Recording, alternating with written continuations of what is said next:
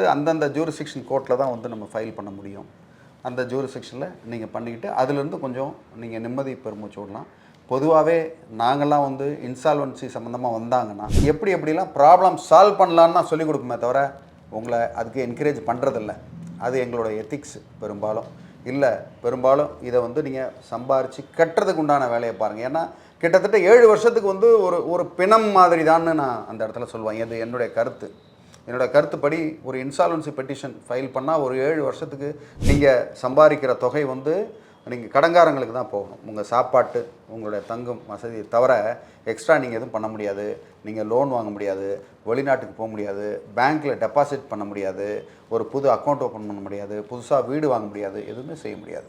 So கிட்டத்தட்ட stand still. அதுக்கப்புறம் 7 வருஷத்துக்கு பிறகு அனுமதியோடு தான் அதுக்கப்புறம் செய்ய முடியும்.